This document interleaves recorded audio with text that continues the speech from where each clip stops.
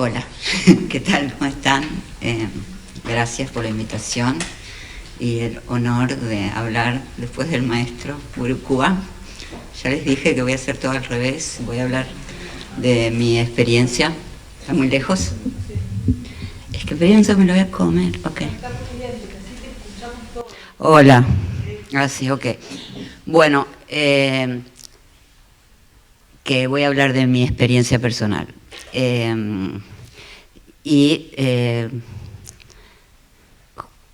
A partir de esta convocatoria de el artista y su método, me obligó a repensar, si bien lo tuve que pensar mucho para publicar el libro, pero volver a pensar por qué un artista hace un método o para qué y cuál es la gracia. Tengo que decir que la mayoría de mis obras que más me marcaron a mí nacieron casi como un chiste, como mismo las Madonas o el diccionario, el método, las credenciales, como son como apropiarme casi de un método o un sistema de otros, como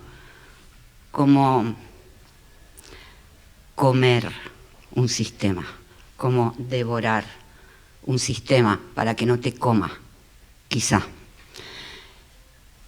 Y pensando en el método, que aparentemente se podría pensar que yo no tendría ninguno, pero sí soy hiperminuciosa en la construcción de la educación o de las clases. Sobre todo creo que nace de una gran desconfianza y de muchas ganas de cambiarlo todo, como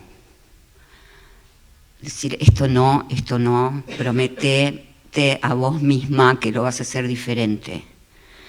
O sea, muchas ganas de cambiar todo y lo que te da la vida, que es encontrarte con las limitaciones de lo que podés cambiar y lo que no, ¿verdad? Como que algo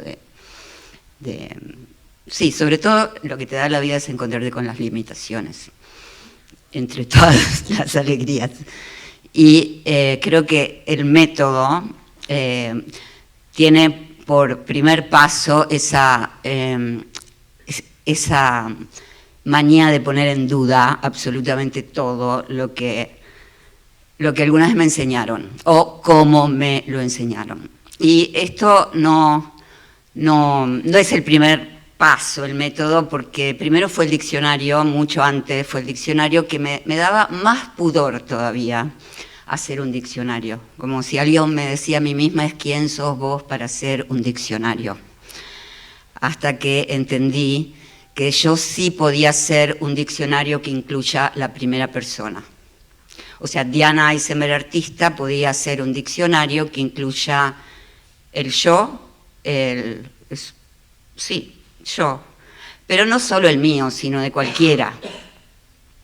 Y también, bueno, el primer impulso fue incorporar voces de otros, que no sean de la academia, o sea, ya era una rebeldía total o decir por qué tengo que aceptar lo que diga la Academia Española sobre el lenguaje que estoy usando, de algo que era muy molesto, y también tenía que ver con presenciar reuniones de colegas y encuentros desde que llegué al país en el 82, estuve muchos años, o sea, mi formación no fue acá, yo no tengo UBA, no tengo la formación, no comparto las mismas fuentes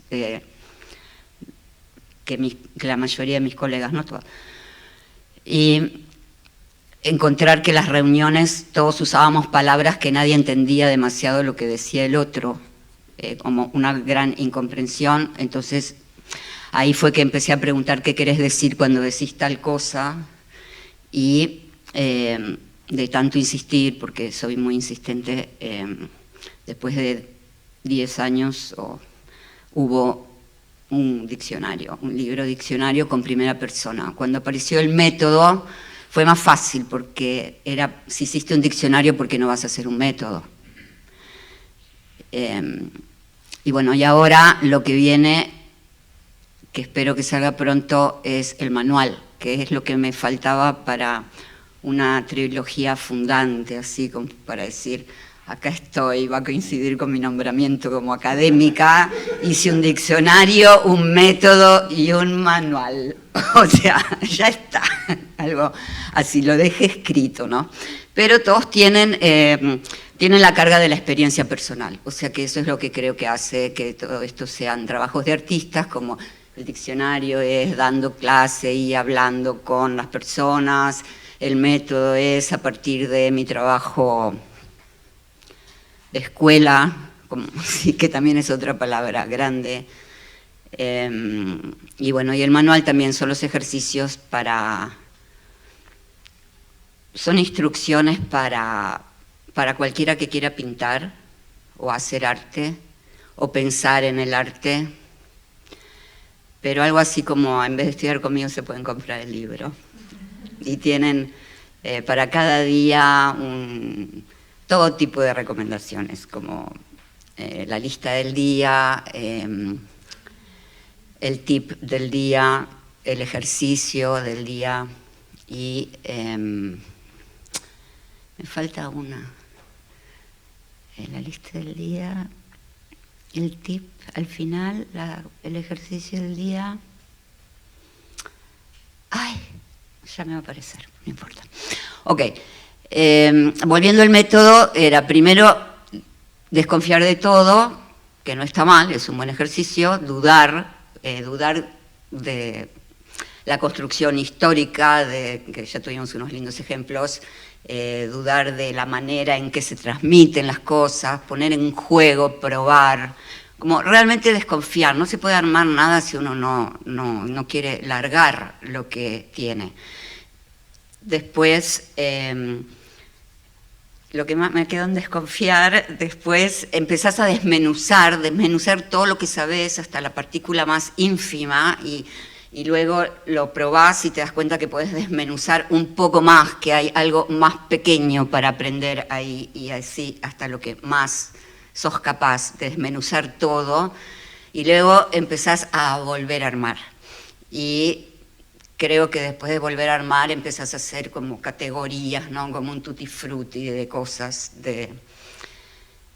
posibles, de otras categorías posibles, porque uno arma un método y lo genial es tener la conciencia que así como ahora es eso, mañana puede ser otra cosa, como no permitir nunca que estos formatos te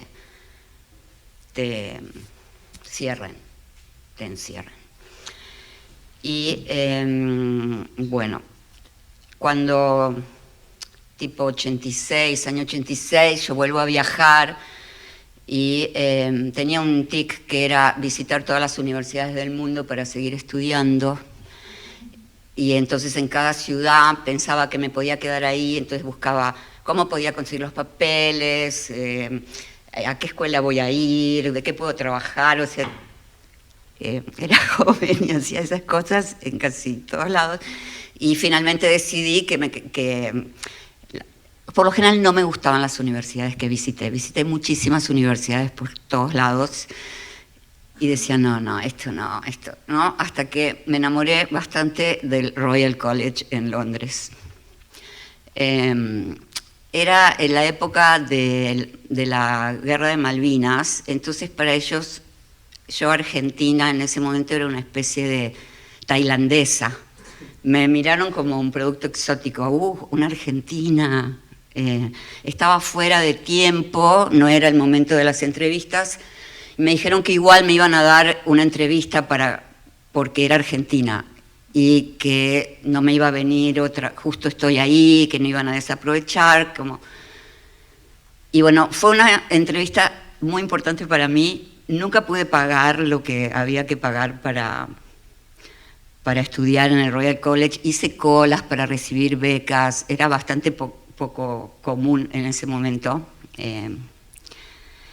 Pero la entrevista fue fantástica porque me dijeron que había entrado, que podía conseguir la plata si quería, pero yo ya con eso estaba feliz. Y fue la primer entrevista de mi vida que...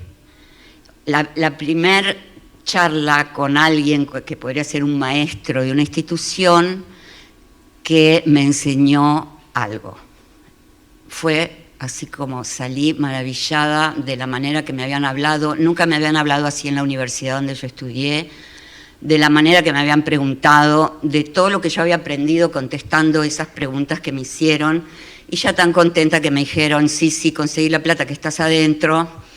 Ya estaba muy orgullosa, y eso marcó muchísimo este método, porque cuando llegué acá y abrí el taller, yo no quería hacer clínica, no quería dar, porque no existían las clínicas prácticamente acá. Entonces Tulio Sagastizábal había empezado a hacer clínica, y tuve una manifestación, una patota dentro del taller que me dijeron, si no haces clínica nos vamos todos a lo de Tulio Sagastizábal. Entonces yo les dije, está bien, hago clínica, pero nadie puede opinar, nadie puede hacerle la obra a nadie. Bueno, por lo pronto eso. Seguro había un tercero, pero que no me está viniendo. Y solo se puede preguntar. Bueno, me dijeron, está bien. Y así fue que nació la parte de clínica en mi taller, para que no se vayan a lo de Tulio. Pues realmente fue un apriete. Así es, podemos poner el coso, sí, el PowerPoint. Y bueno, ahí es donde aparece la pregunta como base de todo el trabajo que después se va a transformar en un método. O sea, el método cae realmente por su propio peso. La pregunta es algo que empezás a darte cuenta lo mal que lo haces cuando empezás a preguntar, y lo acostumbrados que estamos a preguntas falsas. Y entonces la primera premisa es... pregunto lo que quiero saber. O sea, ahora estaría genial que cada uno se pregunte a sí mismo, aunque sea... Igual me encantaría si quieren preguntar, pero por lo menos, ¿qué quieren saber? Porque por lo general no quieren saber nada, quieren confirmar lo que ya saben, quieren hacer un numerito en la sala, quieren que los demás los escuchen unos 15 minutos hasta el hartazgo por lo general.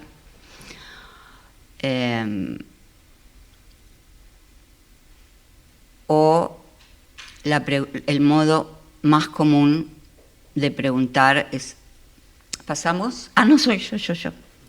Preguntar por sí o por no, es lo que les quería decir. Las preguntas cortas son los de, ¿hace frío? Sí. Ok.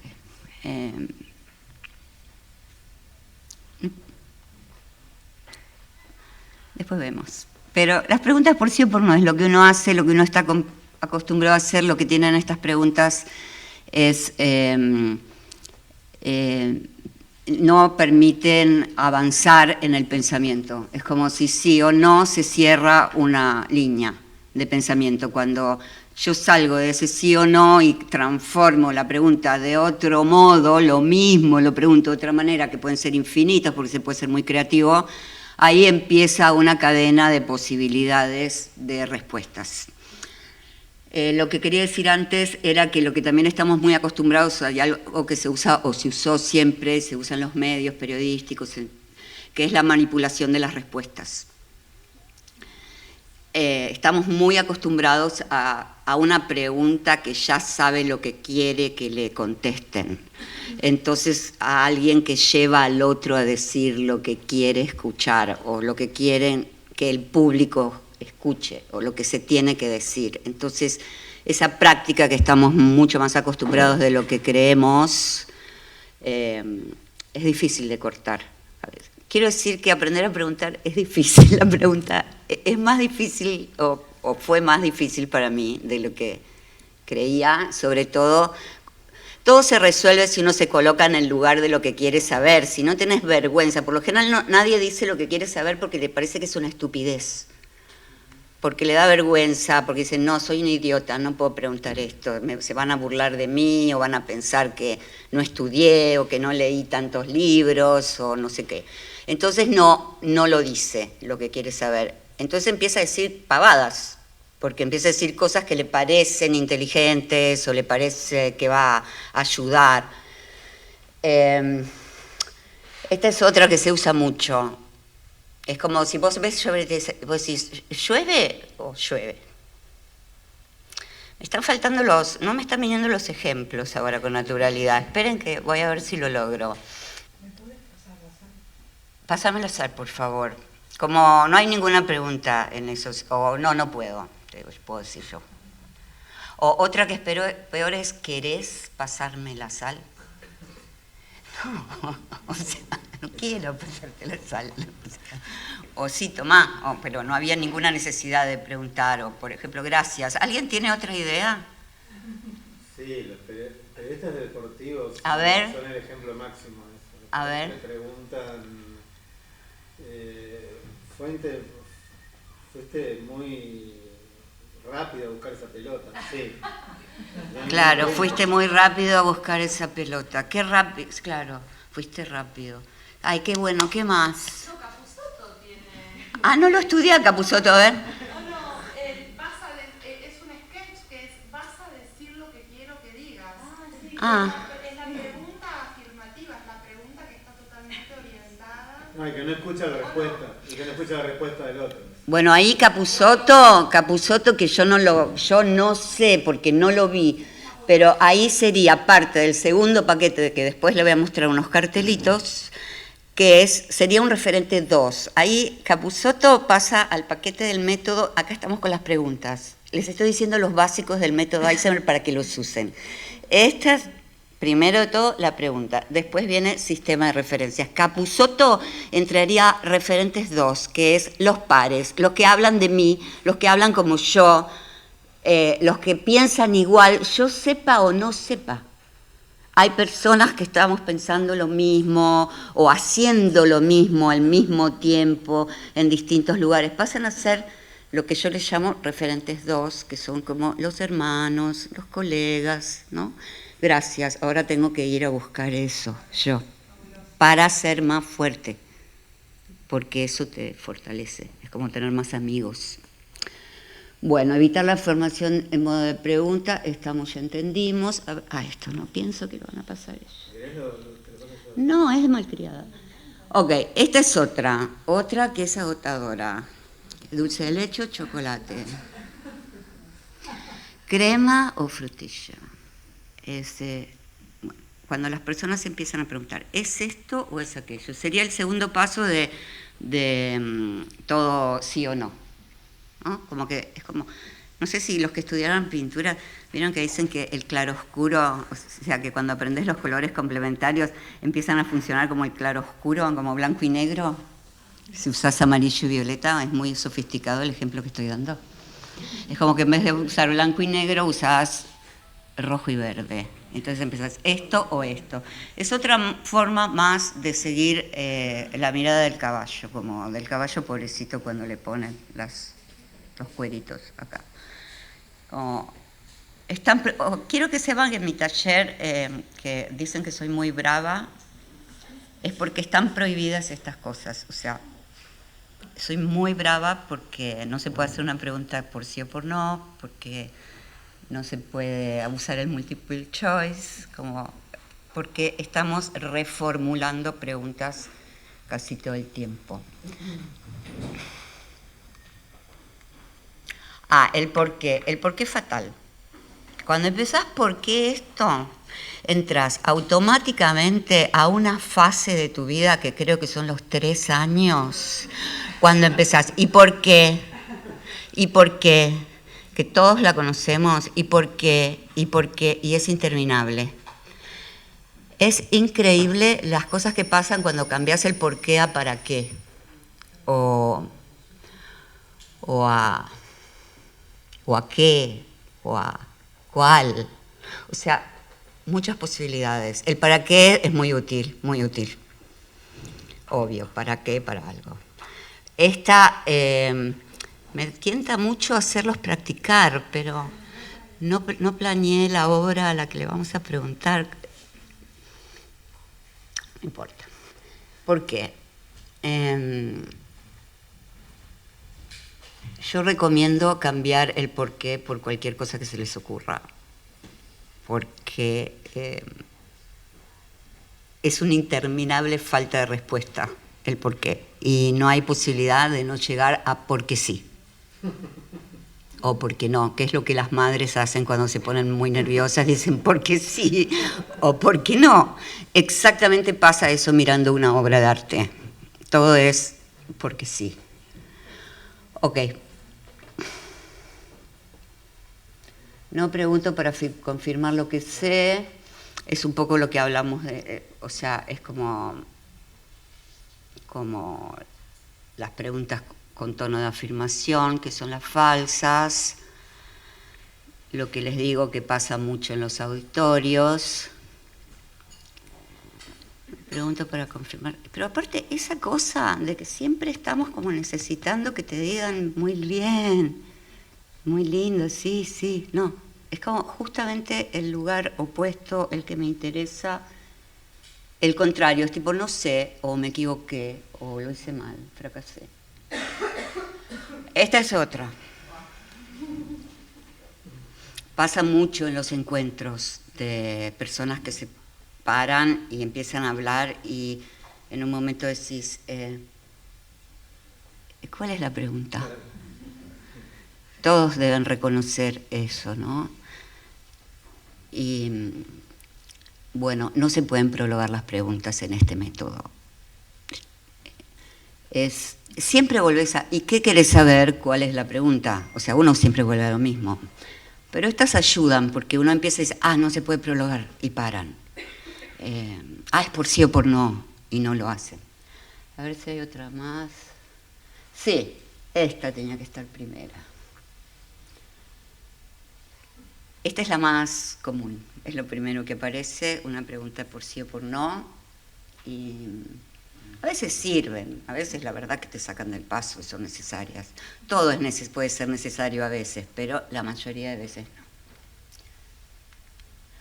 no. Bueno, voy a pasar al segundo paquete, les estoy diciendo los básicos de este método.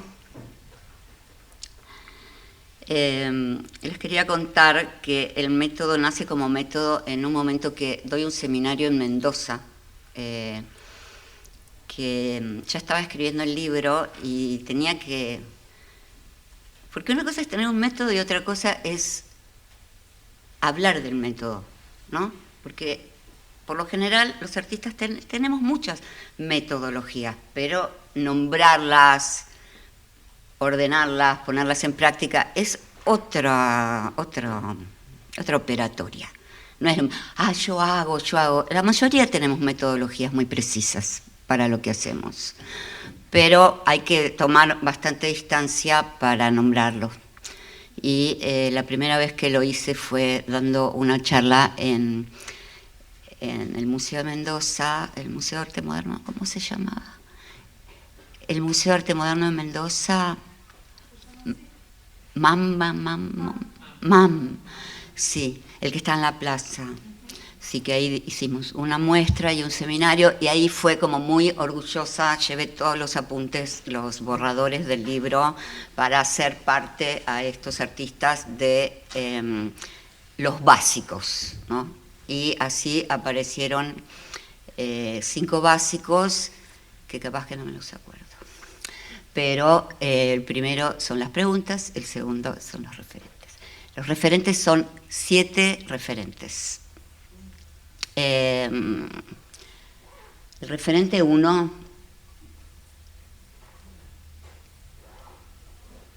acá hay ¿cuántos artistas hay? ¿Me levantan la mano? De a poco, pero van apareciendo muy bien, sí. A menos de la mitad. Los historiadores, los curadores, artistas, todo, a ver. Ok, sirve, es muy amplio este método, o sea, es muy generoso, puede incluir a muchos modos de pensar el arte.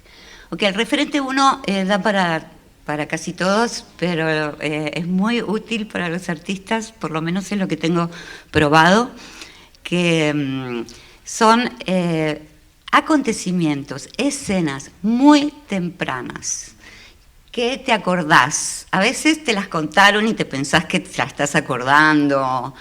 A veces te las inventaste, pero las seguís sosteniendo como un recuerdo. Pero lo más temprano posible que vos creés que pueden haber marcado tu decisión de ser artista. Es bastante fuerte y divertido.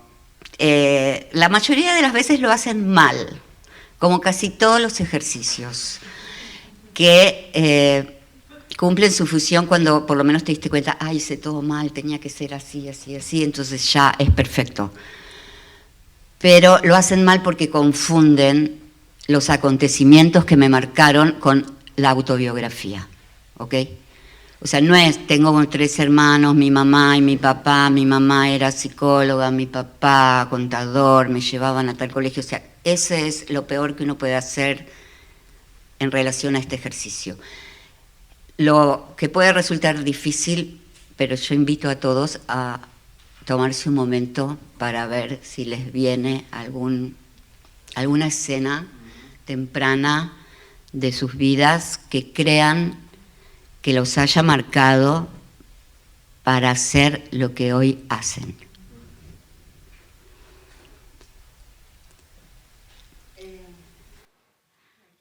No, pero me encanta, contame. No, jugaba mucho a la rayuela o hacía dibujos y me iba del resto de mi familia y hacía dibujos en el piso y saltaba y pasaba. ¿Y cuántos años tenías? Y no sé, no me acuerdo, pero eran, qué sé yo, 5. Divina. Ahora pensá, seguí, más atrás, más atrás, más atrás. ¿Alguien más quiere lo que apareció? Sí, digan, sí. Mi tía Sonia pintaba y yo me pasaba las tardes sentada con ella mientras escuchaba música clásica y pintaba. Y bueno, ese es mi recuerdo de mi primera conexión con la pintura.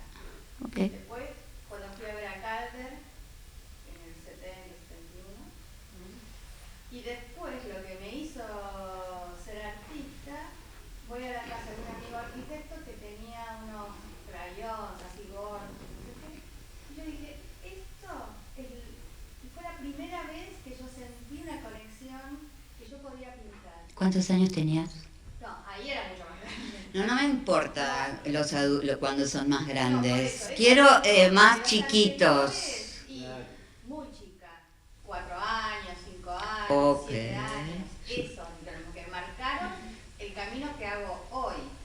Lo otro fue lo que hizo el inicio, pero lo anterior fue esto. Súper. ¿Alguien más? ¿Alguien que no sea artista? Vos, dale. Estoy segura, mi abuelo materno tenía una casa de venta de muebles y de antigüedades. Y yo jugaba a hacer escenas, o sea, movía con mucha fuerza y los movía todo el tiempo y armaba escenas y con necesidad que no quedaba en la actualidad. Uno empieza a reconocer cosas que hace, a veces son muy obvias. Mis hermanos me dicen, Diana, esto es lo mismo que hacías cuando íbamos a Mar del Plata con los chicos del barrio, cuando íbamos a la playa. O sea, no estás muy lejos. O sea, yo tenía un club que se llamaba Chocolate con Churros en Mar del Plata, era muy chica y con 2 amigas habíamos levantado a todos los niños de todas las casas para hacer actividades y cosas que son muy parecidas a cosas que pasan hoy en un proyecto kiosco de artistas, pero hasta mis hermanos ya se dan cuenta, o sea, ya es un papelón. Pero yo tengo un referente, uno que me encanta recordar, que es que cuando tenía 4 años nos mudamos de vivir en un solo ambiente a una casa un poco más grande y a mí me tocó un cuarto que era como el living era una L, ¿no? Entonces pusieron una puerta de madera para separar y hacer como el living y el cuarto de la niña. Y lo que separaba esa parte chiquita de la L del resto era una puerta de madera con unos vitrales de colores rojo, azul, verde, amarillo. Y entonces, como mis padres eran jóvenes y bastante fiesteros, siempre venían amigos, con lo cual la luz quedaba prendida del otro lado y yo tenía que dormir. Y los vitrales estaban arriba, o sea, el techo de mi cuarto era una discoteca, porque se reflejaban así rojo, luz de color. Yo estaba, o sea, creo que directamente me imprimió el cerebro esa luz, porque me dormí años desde muy chica con esos colores arriba de la cabeza. Estoy convencida que el color luz es el que me marcó, ni siquiera el color de materia, ¿no? Pero bueno, los invito a todos porque hagan lo que hagan, siempre está bueno recordar esos. Acuérdense, es una escena, un acontecimiento, no es todo el cuentito de la familia. Bueno, una experiencia, un lugar, una película, un libro, o sea, puede ser cualquier cosa. Había alguien, un artista que se acordó que la madre le dejaba a él y al hermano dibujar con marcadores en el lavarropa hasta que esté la comida, para que no jodan, obvio. Y esa persona estaba haciendo unos dibujos de línea sobre azulejos con los que hacía unos imanes, o sea, era igual. Cuando empezó a hablar de los dibujos en el lavarropas, era exactamente lo que estaba haciendo en ese momento en versiones azulejos, o sea que parecía. El refe 2 ahora sería Capusotto en el referente 2.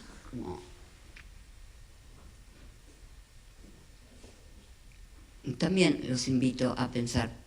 El referente 2, a mí me gusta mucho tratar a los autores como amigos, como yo tengo a Felisberto, tengo a Swedenborg, tengo algunos que trato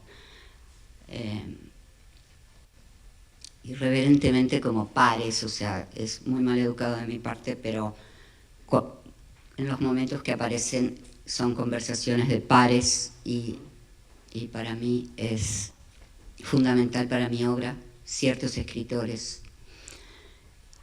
y los tomo tan fundantes como amigos, como cuando converso con amigos sobre la obra o puedo conversar con alguien que escribió algo.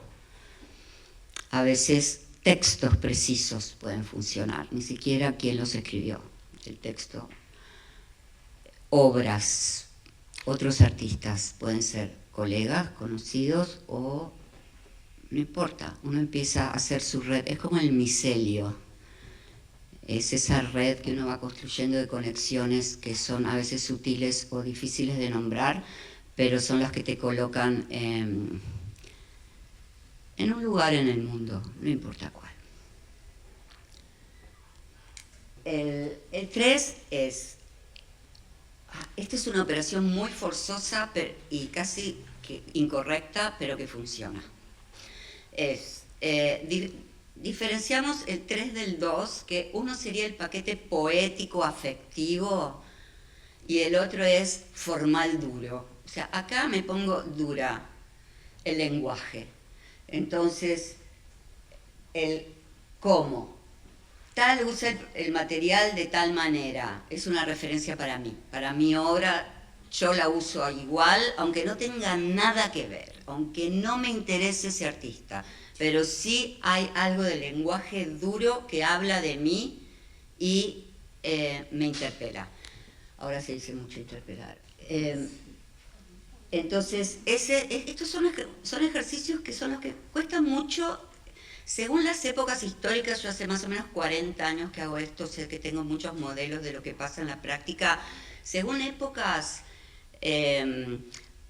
por ejemplo en el 2000, todos sabían los poéticos y no entendían nada de los formales. Nunca entendí por qué. Como que van cambiando las épocas y de repente todos entienden el lenguaje, nadie entiende la... ¿Y ahora? O sea, Ahora no entienden nada. Ahora no sabes qué van a confundir con qué, pero es muy común que se pegoteen, que no puedan diferenciar entre lo que es un lenguaje duro, algo que... Una línea la usamos todos, se usó en la prehistoria, se usó ahora, se va a seguir usando, se usa en la computadora. Sí, uy, ¿me escuchan cuando hablo lejos? Ok. Es una línea, o sea, tiene cualidades, tiene propiedades, es más que una persona, me atrevería a decir, no sé, para mí, con mi amor a la línea. Pero después, cómo la usa cada uno, qué procedimiento, cómo aparece, infinitos, pero la línea en sí es la línea, ¿no?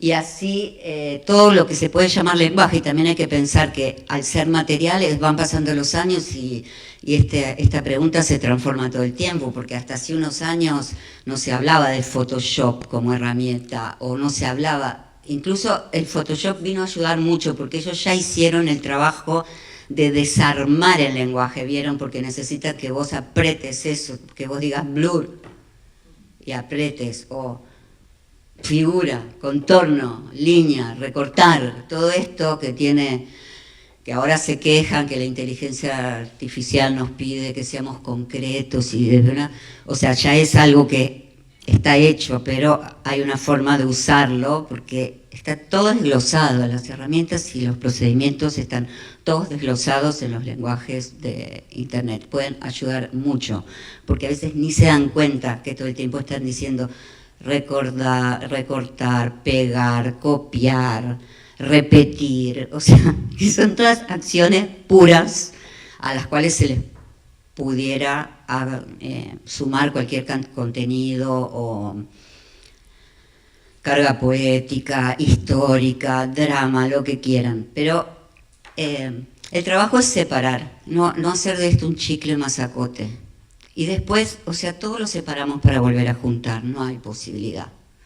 O sea, no separamos para seguir separados, pero es para ubicar.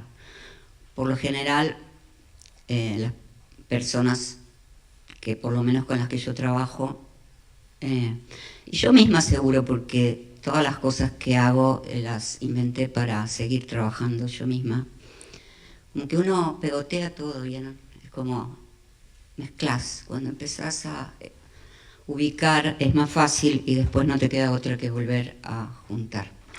Bueno, el 3 y el 2 lo hacen un montón de veces. El 4. En el 4 se pega el 1, se pega el 2, ya se empiezan a pegar otros referentes. Es geográfico, son los lugares que me marcaron. Por ejemplo, yo tengo los cielos de Jerusalén. Yo viví 7 años en Jerusalén y no hay nada que me persiga más que ese cielo sin nubes, sin lluvia, sin humedad, donde el sol era vertical y que aparece es la luz de mis cuadros, es realmente un gran motor. Si yo digo es la luz de mis cuadros, lo puedo mandar a Referentes 3, que es formal. Pero es como lugar, o sea, tomo ese cielo como lugar.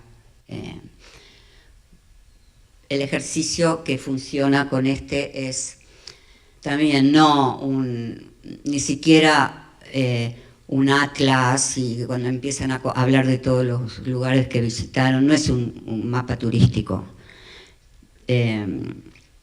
Es un lugar y algo y un acontecimiento. Y el lugar, es amplio el concepto de lugar. Entonces algunos se pasan de vivos, pero también tienen razón, empiezan mi cama, mi ventana, la ventana del avión, la mesa. O sea, es correcto, no les ayuda tanto. Es mucho más útil ubicar históricamente los lugares que te marcaron así. ¿De qué hablábamos al mediodía? Chochín, chichón, chonchi, chonchi. Como hay lugares que te marcan, que son inolvidables y que van a ser un parámetro de pensamiento para otras situaciones y no van a zafar. O sea, aunque quieran, no van a zafar y siempre van a volver. Está muy bueno localizarlos y muy bueno localizar qué pasó en ese lugar, que puede haber sido, que puede hacer ese lugar tan genial, porque nunca nada es genial de por sí, no hay genial, o sea, siempre es genial la experiencia de eso. Y nada, es muy lindo también, háganlo, si quieren. Bueno, este está muy picante. Yo tenía un maestro que odiaba, no voy a decir el nombre. ¿Lo digo o no? No, porque es para, no, jódanse. Es alguien que me hizo, es la persona que me hizo prometer hacer una escuela que no sea como las escuelas y las universidades, con modelo americano sobre todo. Me hizo prometerme a mí misma trabajar para practicar cómo dar vuelta un sistema educativo. Y no voy a hablar más porque quiero dejarlos con la intriga. Esto es muy picante porque cuando les tocan aprovechan para criticar. Y ustedes saben que criticar une mucho. La frase es, critiquemos que une tanto. Y eso se practica con alegría en todas las sociedades. Entonces muchos aprovechan. Es un circo, todos nos divertimos, vale decir nombres propios, que es lo peor, pero no es lo que más sirve, sino ubicar que te molestó tanto, que te gusta tan poco, que te obliga a pararte en la vida de otro modo. Yo que siempre fui muy rebelde, me considero que casi todo lo que aprendí y crecí lo hice por antirreferencia. Y creo que no todos somos iguales.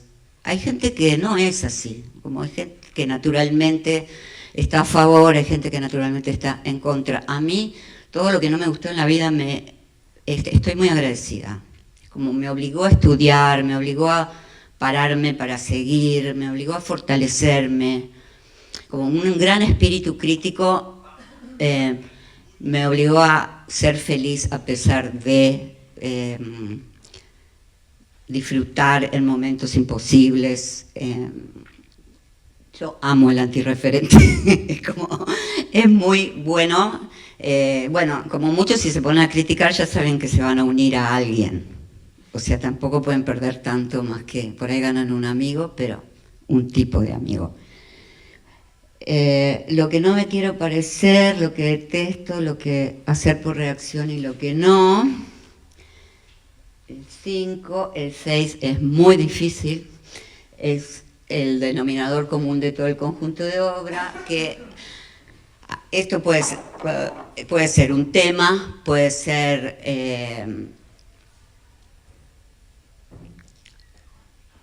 un nombre propio, puede ser algo, un sentimiento, el deporte, no es el mío seguro, pero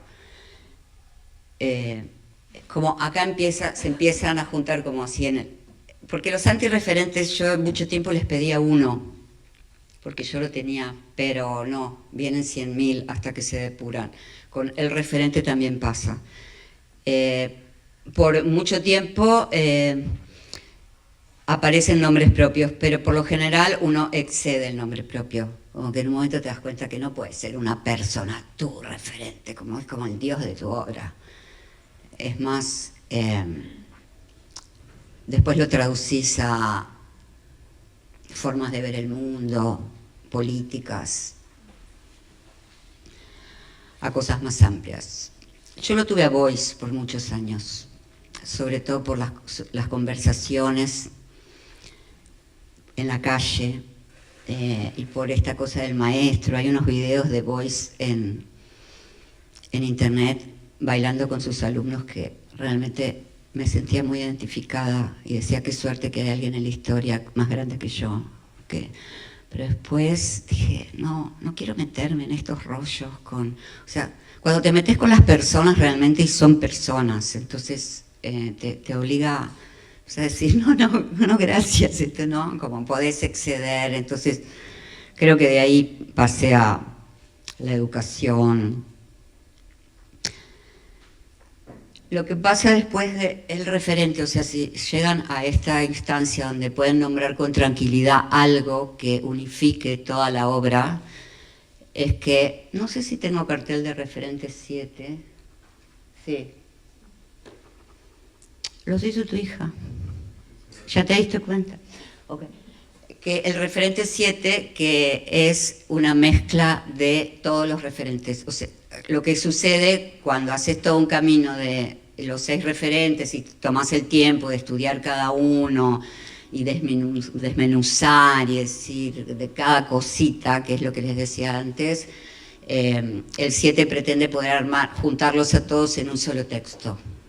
Lo que sucede naturalmente es que ese texto es casi un discurso de obra perfecta, que atraviesa de dónde nació, de qué trabajaba el padre, sus pares, sus influencias, los lenguajes que atraviesa, si los viajes, vieron cuando él viajó a Italia y ahí volvió.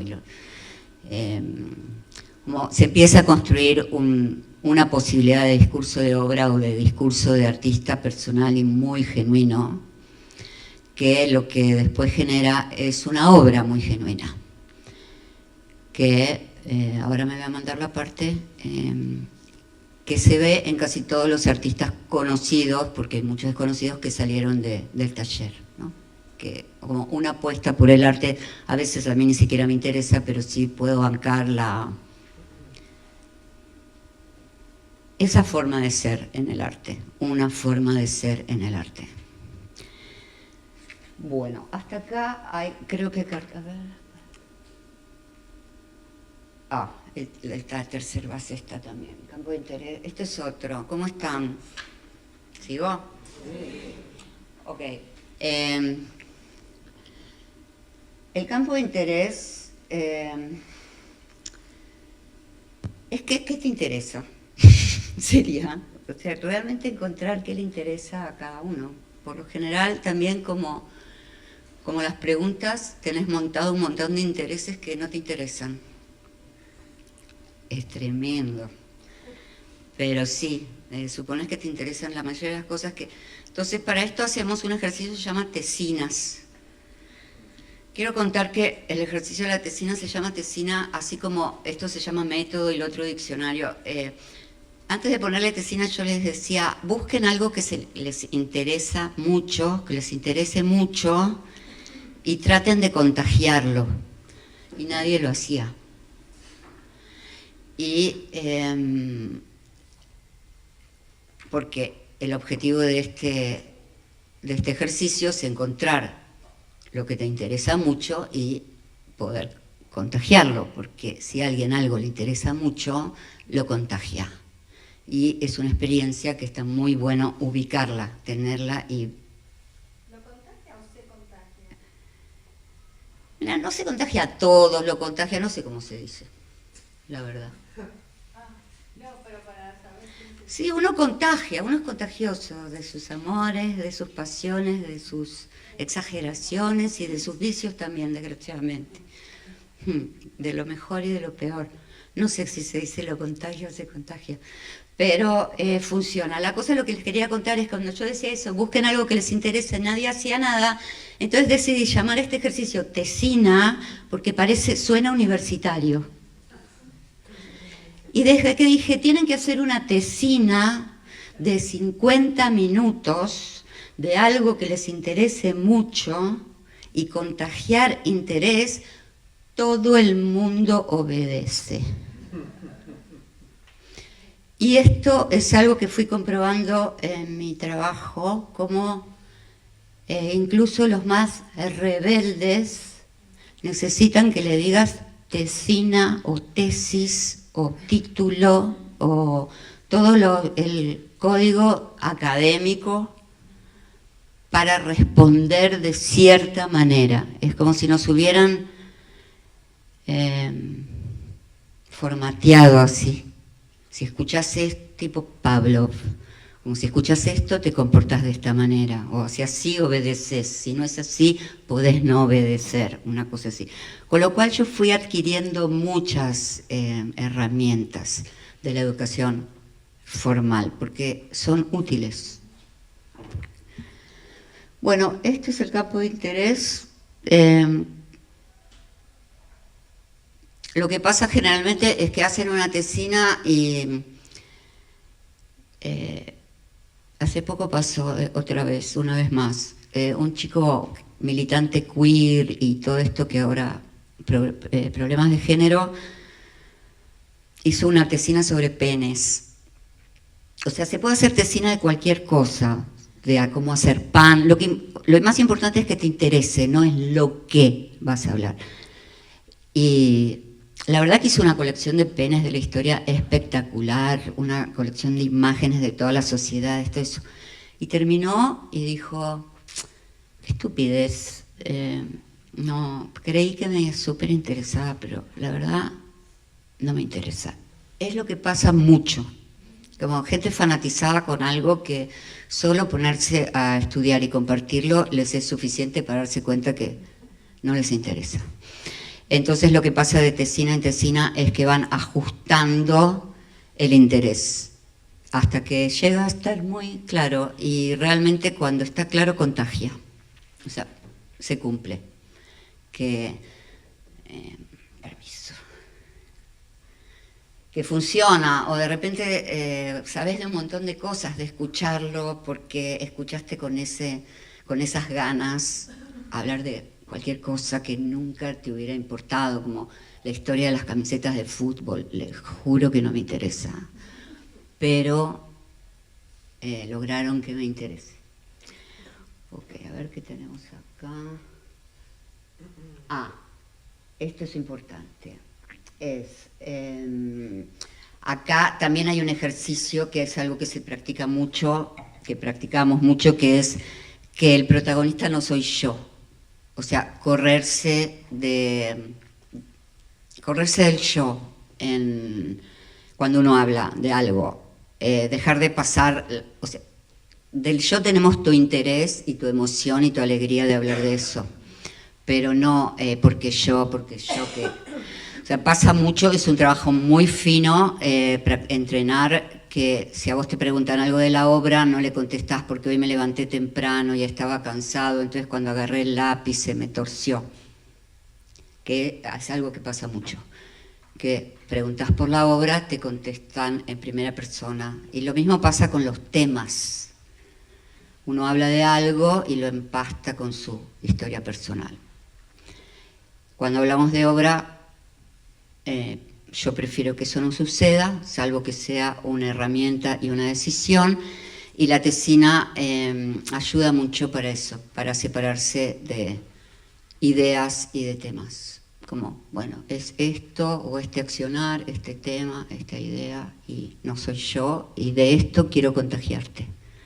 Quiero que ames esto como yo lo amo, pero no te voy a hablar de mí, sino de eso que me apasiona. Y ahora, listo. Ahora listo, pero hay otro básico que uso mucho, que es la ronda. Ahora, desde hace muchos años digo, porque ya es el 5º año, pero desde la pandemia que mi trabajo es online, o sea que todo esto de la ronda, las sillas, de mover el espacio pasó a la computadora y me resulta muy interesante clonar las experiencias, pasarlas a la pantalla y reproducir la intensidad. Pero sí el concepto de ronda, de todos hablamos sobre algo, entonces hay ronda uno atrás del otro, hay ronda radial, como podés hablar cuando el otro se calla, todo un entrenamiento de escuchar el silencio entre una voz y la otra, está prohibido pisarse, todo esto es algo que nos vino muy bien para la vida en general. Estoy mezquinando algo, pero no me puedo acordar qué es. Tendría que ir a buscar el libro que está en la muestra.